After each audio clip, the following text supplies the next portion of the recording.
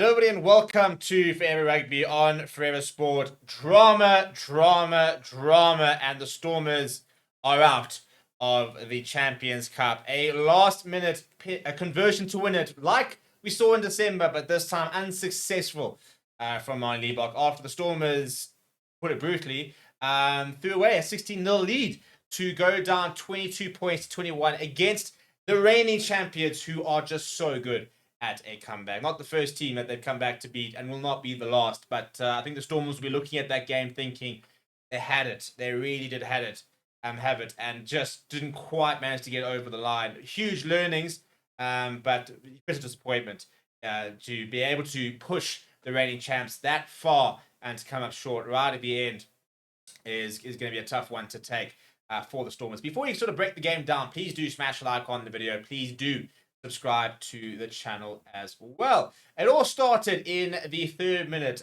with a penalty from Mine Liebach. Perfect way for Storm to start. And they thought they started very well. Very much had good territory, good possession, and a yellow card to Will Skelton in the 20th minute provided an opportunity for Stormers to be able to start getting that scoreboard ticking. And they did just that. Mine Liebach adding 3 more points just after that penalty before Herschel Yankees completing what was a great bit of counter-attacking rugby from the Stormers. Liebach adding the extras to make it 13-0 at half-time. And it was very important for Stormers to score first after half-time.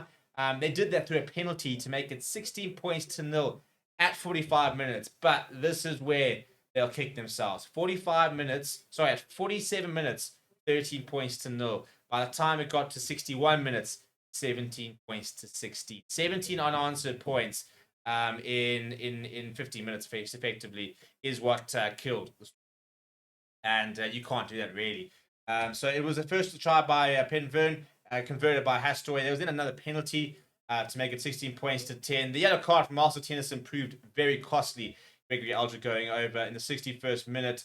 And then Joel Slavi going over in the 68th minute, 20 points to 16. At that point, you think, well, maybe this is it. Maybe that's the game dead and buried. However, a yellow card to Dylan Lates in front of his old home crowd breathed new life into the Stormers. A gutsy, very good pinpoint cross kick from Mine Liebach to Slaven Hartzenberg got Stormers the try, but left him with a lot to do with the conversion attempt, and just couldn't. Very tricky conditions, lots of wind around, and wasn't far away. So you got a feel for Mine Liebach because it was a pretty impossible kick in the circumstances. But that's kind of the way the cookie crumbles, I guess.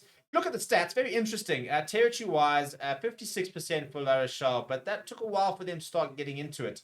If you look at possession, 46% for the Stormers, but 84% in the last 10 minutes as they continue to push. And as a Stormers fan, you'll probably be sitting there wondering, well, where was this the entire game? Where was this in the second half? That sort of sense of urgency, that sort of not resting on the laurels type of thing.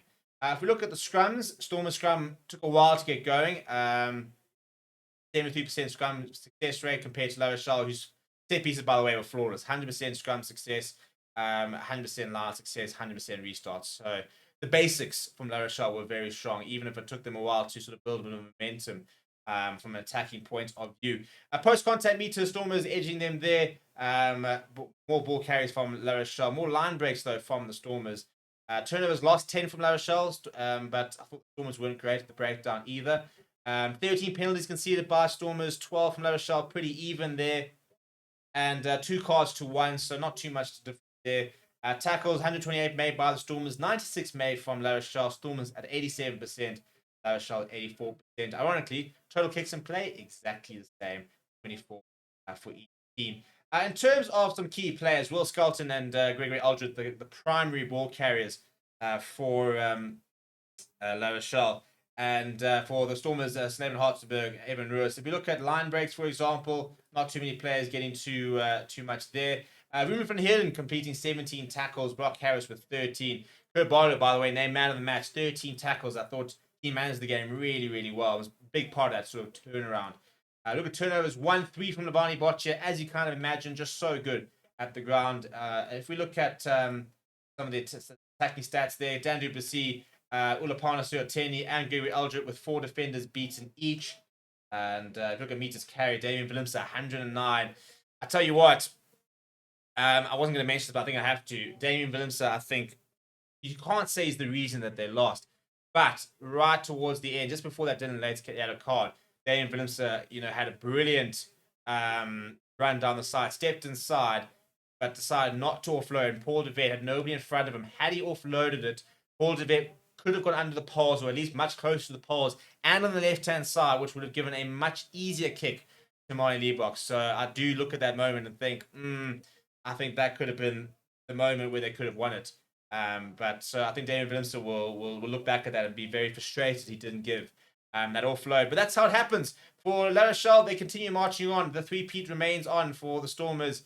Good effort, but they leave competition and will shift their focus primarily onto the URC. They'll have a weekend off next week and they'll get back to business. Let me know what you thought about the game down in the comments below. Please do smash a like on the video. Please do subscribe to the channel as well. Thank you very much for watching. My name is Steve.